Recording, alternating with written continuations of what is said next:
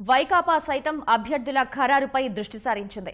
ఈసారి ఎలాగైనా గెలవాలని పట్టుదలతో ఉన్న జగన్ పార్టీకి ఎంతకాలం నుంచి సేవలందిస్తున్నారనేది కాకుండా అంగబలం, అర్ధబలం ఉన్నవారికే ఎక్కువ అవకాశాలిస్తున్నారు. విజయనగరం జిల్లాలో 5 స్థానాల్లో కొత్త అభ్యర్థుల్ని బరిలోకి దించనున్నారు. విజయనగరం జిల్లాలో ఒక ఎంపీ, 9 అసెంబ్లీ స్థానాలు ఉన్నాయి. గత ఎన్నికల్లో 3 అసెంబ్లీ స్థానాలకే పరిమితమైన వైకాపా ఈసారి మరిన్ని గెలవాలని వ్యూహాలు రచిస్తోంది.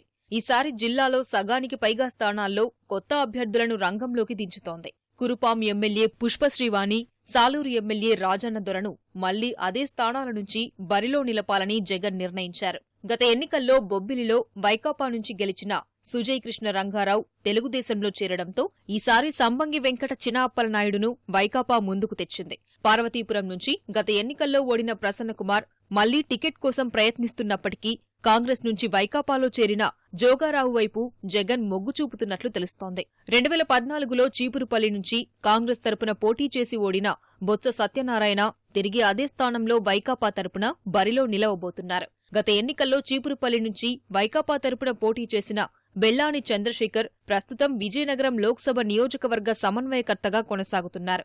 బొత్స కుటుంబం నుంచే ఎవరో ఒకరు ఎంపీ అభ్యర్థిగా పోటీ చేసే అవకాశాలుండడంతో చంద్రశేఖర్కు పార్టీ నాయకత్వం స్పష్టత ఇవ్వడం లేదు. గజపతి నగరం నుంచి వైకాపా తరపున గతంలో శ్రీనివాసరావుకు పోటీ చేసి ఓడగా ఈసారి ఎవరిని నిలుపుతారనేది సందేహంగా ఉంది. నెల్లిమర్లలో ఓడిన సూర్యనారాయణరాజు స్థానంలో ఈసారి అప్పలనాయుడు అభ్యర్థిత్వాన్ని జగన్ ఖరారు చేసినట్లు తెలిసిందే. విజయనగరం నుంచి గత ఎన్నికల్లో ఓడిన కోలగట్ల వీరభద్రస్వామికే మళ్లీ అవకాశం ఇవ్వనున్నారు.